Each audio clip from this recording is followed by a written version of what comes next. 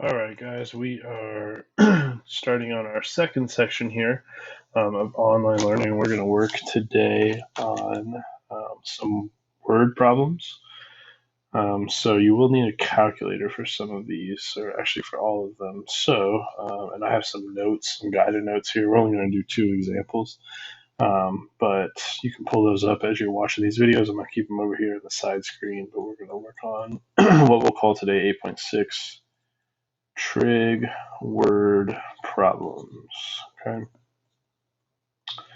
So first things first, on your calculator, you need to make sure, if you click on mode, you got to make sure that your calculator is in degree mode for all of these problems. So currently, my calculator is in radian mode. So I'm going to scroll down here and go to degree and click enter.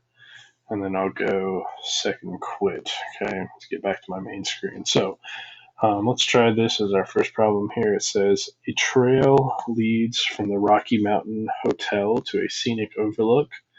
The trail has a length of 15,200 feet. If the hotel has an elevation of 6,500 feet, and the scenic overlook has an elevation of 10,300 feet, what is the inclination of the trail? Okay. So first things first, when you are doing one of these problems, you must draw a picture. Okay, it is imperative that you draw a picture when you do these. If you do not, you are almost 100% likely to get the problem wrong. Okay, so let's start out by trying to draw a picture here on this one. So we have a hotel. Let's draw a hotel here. Okay. And we have a trail that leads up to a scenic overlook. Call this our overlook here. Okay. And what you'll see here is that we can make a right triangle out of this picture. And it tells us that the trail has a length. So here's our trail. Our trail has a length of 15,200 feet. Okay. And it says the hotel has an elevation of 6,500 feet. Okay. And the scenic overlook has an elevation of 10,300 feet. Okay. Now, using these two heights, well, what could I do? I could find this length right here. Okay. And we should kind of be able to deduce this just from basic math, but in order to find that height, what I need to do is subtract the elevation of the overlook minus the elevation of the hotel. Okay. And when we're finished here, we get that this distance here, the difference between the elevation of the hotel and the elevation of the overlook is 3,800 feet. Okay. And what this problem is wanting us to do is it wants us to find this angle right here. Okay.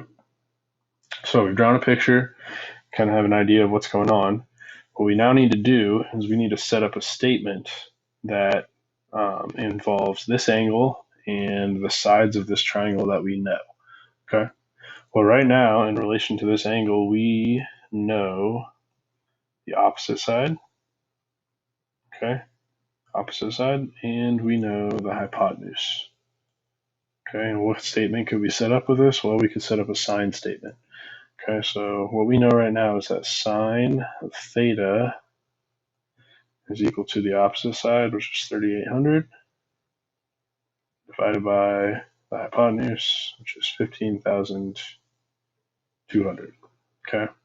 Now, what we need to ask the calculator is we need to ask it to solve for theta. Okay. Which, one of the reasons why we were just doing inverse trig functions prior to this is so that we understand how to ask the calculator to solve for theta. Okay, because what we know right now, we know a ratio, we want an angle. Okay, we know a ratio, what we want is we want an angle. So what do we need to do? Well, we need to do the inverse of this. Okay, if we want to ask the calculator to solve for this theta, what we need to do is we need to do arc sine of this ratio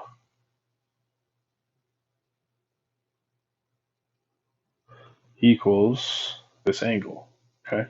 Because remember, for an inverse trig function, what we do is we input a ratio, and our output is an angle, okay? And one of the reasons why we needed to put this into degree mode first is because we want to make sure that when it gives us that angle, it gives it to us in degrees instead of radians, because most of the time when you're talking about inclination, angles of elevation, angles of depression, all that kind of stuff, we want to make sure that we're giving our answers in degrees. So how are we going to do this on the calculator? Well, we need to come over here, and we don't want to press sine, but if you see right above sine, it says sine to the -1. And I mentioned the other day, arc sine and sine to the -1 are actually the same thing.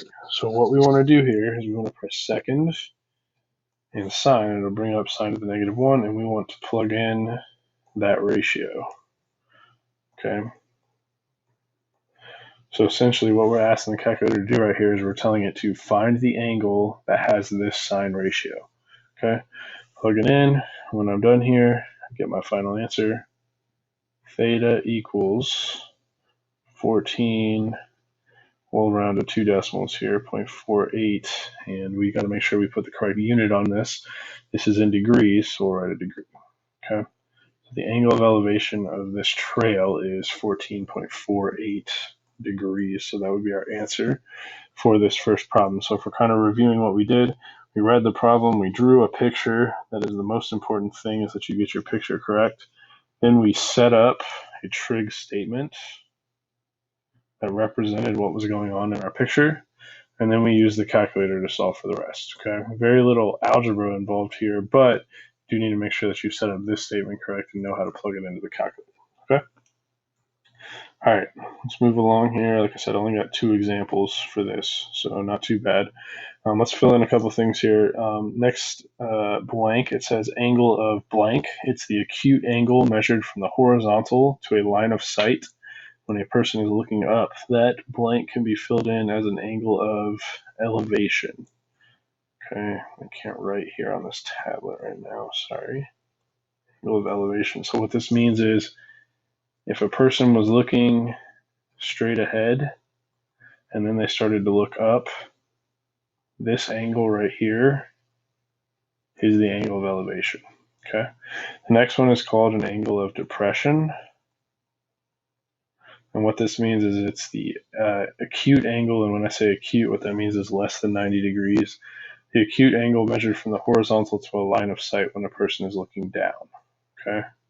So in this case, I was looking straight forward and then I started to look down. This angle right here is called the angle of depression, okay? All right, so now that we have those cleared up, let's look at this second example here. So the second example says a statue sits atop a building. Rather than going to the top of the building to measure the height of the statue, observations are made from the ground level at a distance of 400 feet from the base of the building. The angle of elevation to the statue's base is found to be 55.1 degrees. The angle of elevation to the top of the statue is found to be 56.5 degrees. What is the height of the statue? Okay. Once again, our first step here is going to be draw a picture. Okay, draw a picture. So we've got a person here, and they're looking at a building. Okay, and it tells us here that, first of all, we are 400 feet from the base of the building. Okay, and then it tells us that the angle of elevation to the statue's base is found to be 55.1 degrees. Okay, for angle of elevation on this one, we'll use the angle from the ground. So we're going to call this 55.1 degrees. Okay, and then it says that there's a statue that's sitting on top of the building. Okay, so I don't know what we want to draw here. We'll draw a cross. Okay, I got a statue sitting on top of the building, and it says that the angle of elevation to the top of the statue is found to be, so this big angle here, bigger, I'll say, is found to be 56.5 degrees. Okay, And what it wants us to find out here is what's the height of this statue. Okay. And if you think about this, this is almost like two separate pictures. Okay, we have one triangle going to the top of the building, and then we have another triangle that has the same base here of 400 feet, but this time instead it goes to the top of the cross. Okay, and there's a few different ways that you can kind of think through this problem, but the way that we're going to do it is let's find the height of the building, and then let's find the height of the building plus the height of the cross. And if we want to find just the height of the cross, we can take this entire height here and we can subtract it with this height here. Okay. Now, what we're going to need to do here is come up with a statement that describes what lengths we care about here. Okay. Well, if this is the angle that we're looking at both times, this side right here, this would be the adjacent side. Okay, so let's go ahead and label this here. This is the adjacent side. And then this side over here, whether we're just looking at the height of the building or the height of all of this height right here in relation to that angle is definitely the opposite side. Okay, so we're kind of concerned with the adjacent side and the opposite side, which makes me think of tangent. Okay, so let's set up a couple statements here. Okay, let's first of all just set up just the height to the top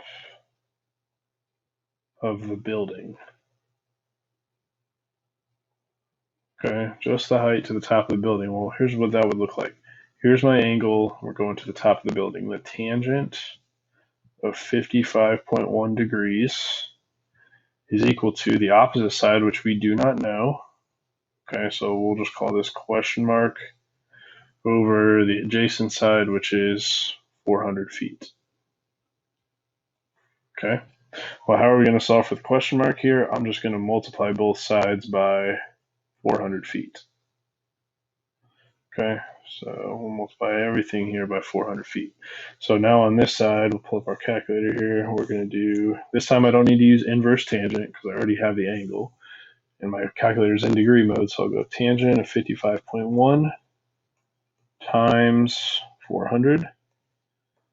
Okay, and that tells me that the height of the statue here is, sorry, not the height of the statue, but the height of the building to the top of the building is 573 we'll round to 2 decimal places again, 39, and again, this is in feet.